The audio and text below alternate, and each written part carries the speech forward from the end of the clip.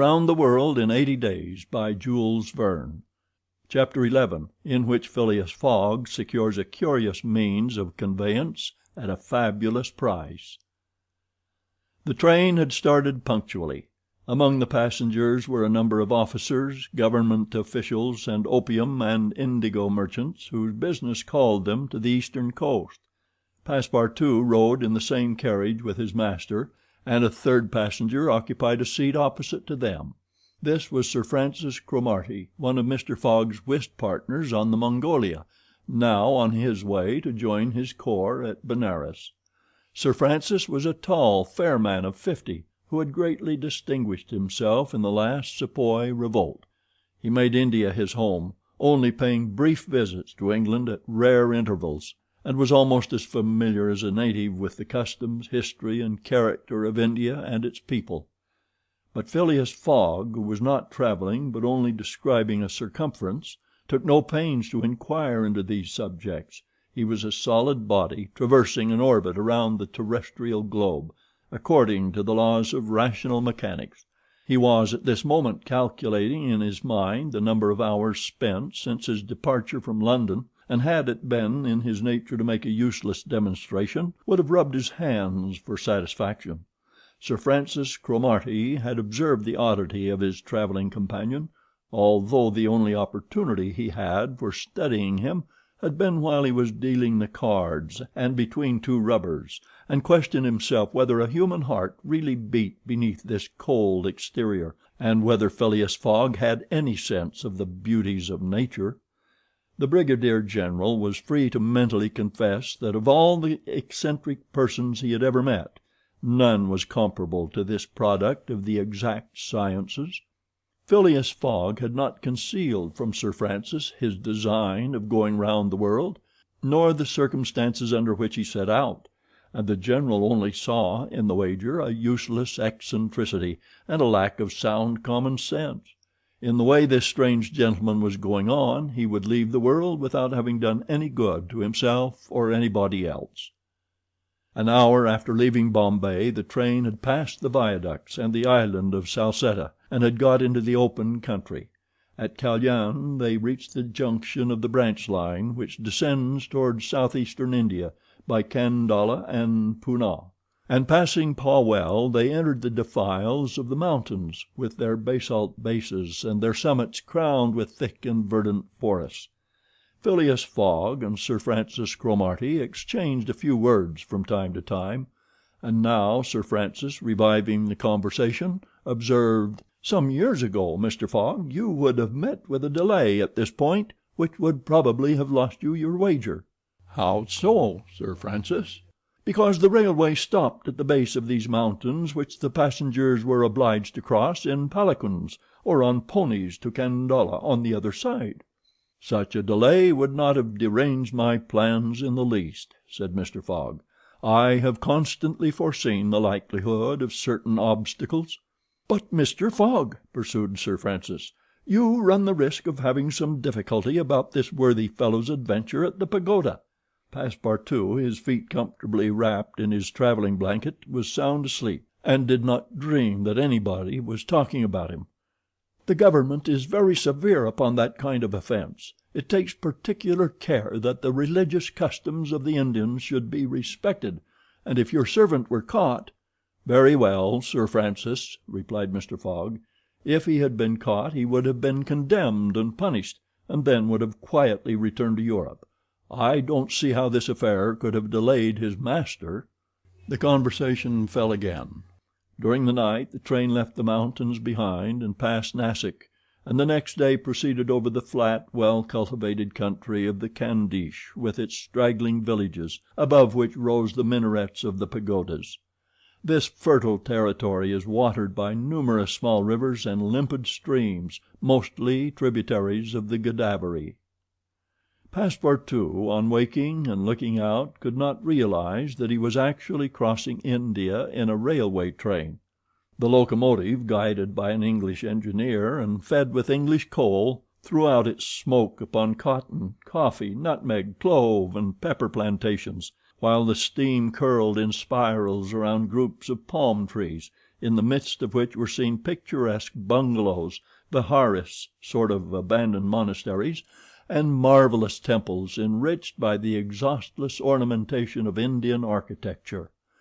Then they came upon vast tracts extending to the horizon, with jungles inhabited by snakes and tigers which fled at the noise of the train, succeeded by forests penetrated by the railway and still haunted by elephants, which, with pensive eyes, gazed at the train as it passed.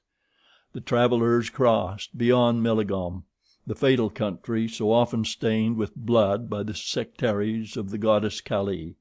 Not far off rose Elora with its graceful pagodas, and the famous Aurungabad, capital of the ferocious Aurangzeb, now the chief town of one of the detached provinces of the kingdom of the Nizam. It was thereabouts that Feringhea, the Thugi chief, king of the Stranglers, held his sway. These ruffians, united by a secret bond, strangled victims of every age in honor of the goddess Death, without ever shedding blood. There was a period when this part of the country could scarcely be traveled over without corpses being found in every direction. The English government has succeeded in greatly diminishing these murders, though the Thugis still exist and pursue the exercise of their horrible rites. At 12:30 the train stopped at Burhampur, where Passepartout was able to purchase some Indian slippers, ornamented with false pearls, in which, with evident vanity, he proceeded to encase his feet. The travelers made a hasty breakfast and started off for Asurgur, after skirting for a little the banks of the small river Tapti, which empties into the Gulf of Cambrai near Surat. Passepartout was now plunged into absorbing reverie.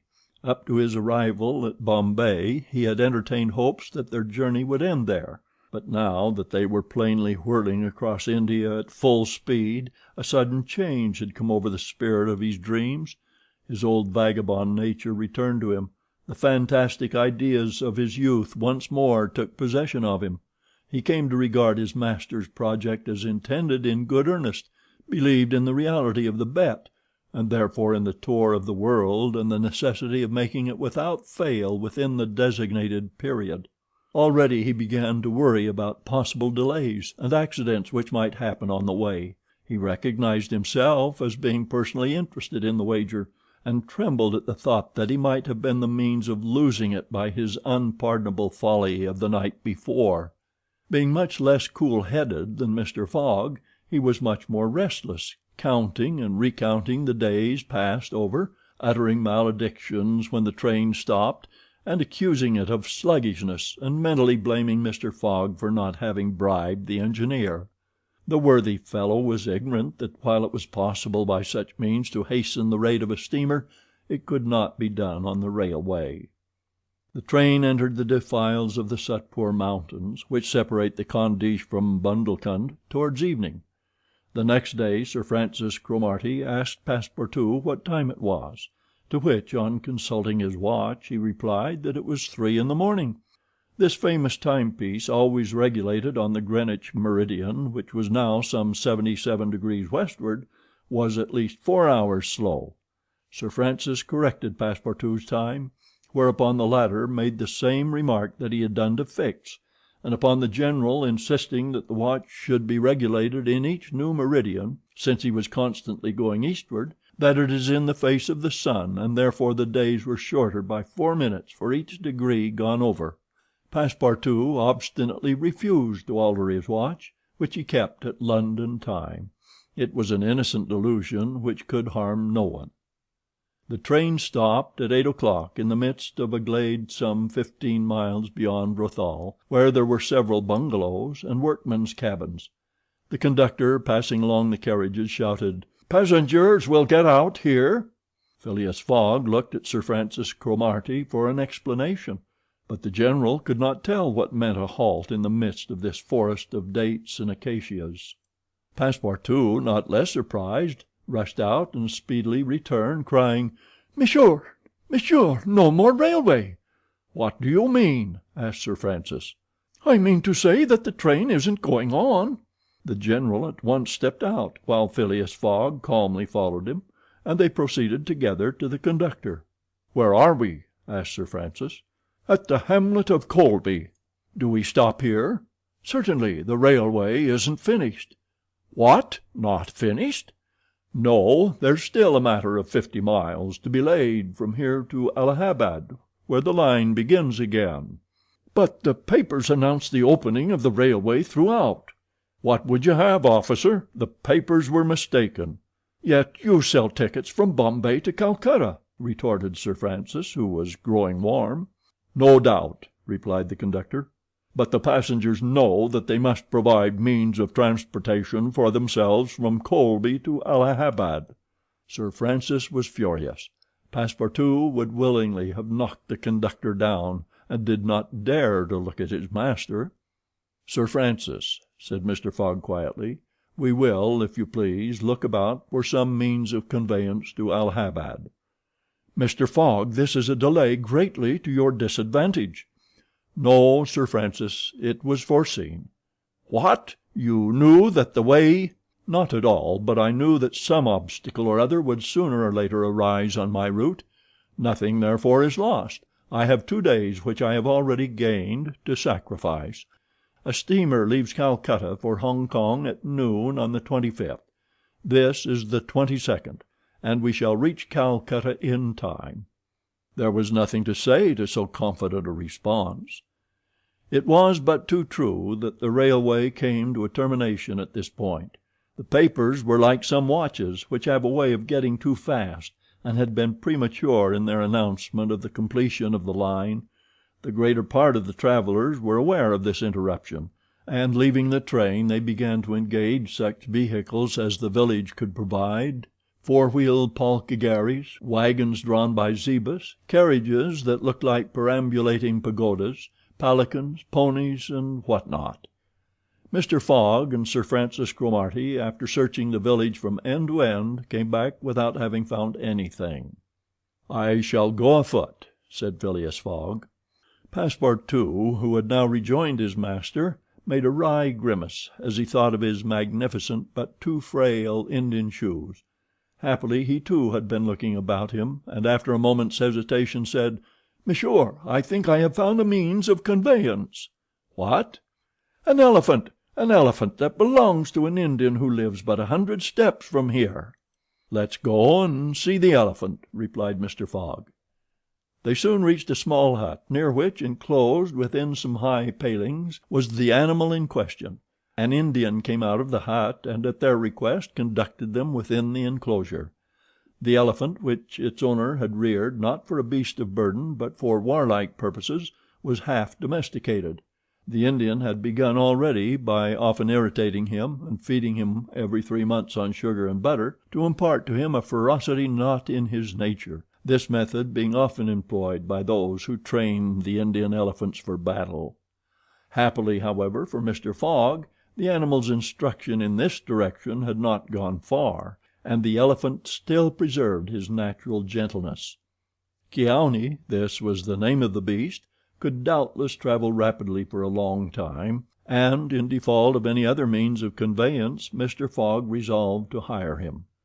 But elephants are far from cheap in India, where they are becoming scarce. The males, which alone are suitable for circus shows, are much sought, especially as but few of them are domesticated. When, therefore, Mr. Fogg proposed to the Indian to hire Kiauni, he refused point blank. Mr. Fogg persisted, offering the excessive sum of £10 an hour for the loan of the beast to Allahabad. Refused. £20? Refused also. £40? Still refused. Passepartout jumped at each advance, but the Indian declined to be tempted. Yet the offer was an alluring one, for, supposing it took the elephant 15 hours to reach Allahabad, his owner would receive no less than £600 sterling. Phileas Fogg, without getting in the least flurried, then proposed to purchase the animal outright, and at first offered £1,000 for him. The Indian, perhaps thinking he was going to make a great bargain, still refused. Sir Francis Cromarty took Mr. Fogg aside and begged him to reflect before he went any further, to which that gentleman replied that he was not in the habit of acting rashly, that a bet of £20,000 was at stake, that the elephant was absolutely necessary to him, and that he would secure him if he had to pay 20 times his value.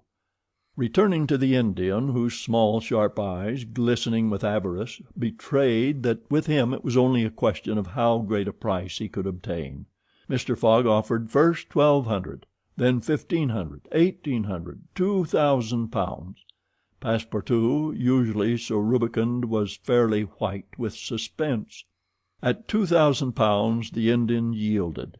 "What a price! Good heavens!" cried Passepartout. "For an elephant!" It only remained now to find a guide, which was comparatively easy. A young Parsi with an intelligent face offered his services, which Mr. Fogg accepted, promising so generous a reward as to materially stimulate his zeal. The elephant was led out and equipped. The Parsi, who was an accomplished elephant driver, covered his back with a sort of saddle cloth, and attached to each of his flanks some curiously uncomfortable howdahs. Phileas Fogg paid the Indian with some bank notes which he extracted from the famous carpet bag, a proceeding that seemed to deprive poor Passepartout of his victuals. Then he offered to carry Sir Francis to Allahabad, which the brigadier gratefully accepted, as one traveler the more would not be likely to fatigue the gigantic beast. Provisions were purchased at Colby, and while Sir Francis and Mr. Fogg took the howdahs on either side, Passepartout got astride the saddle cloth between them. The Parsi perched himself on the elephant's neck, and at 9 o'clock they set out from the village, the animal marching off through the dense forest of palms by the shortest cut. Chapter 12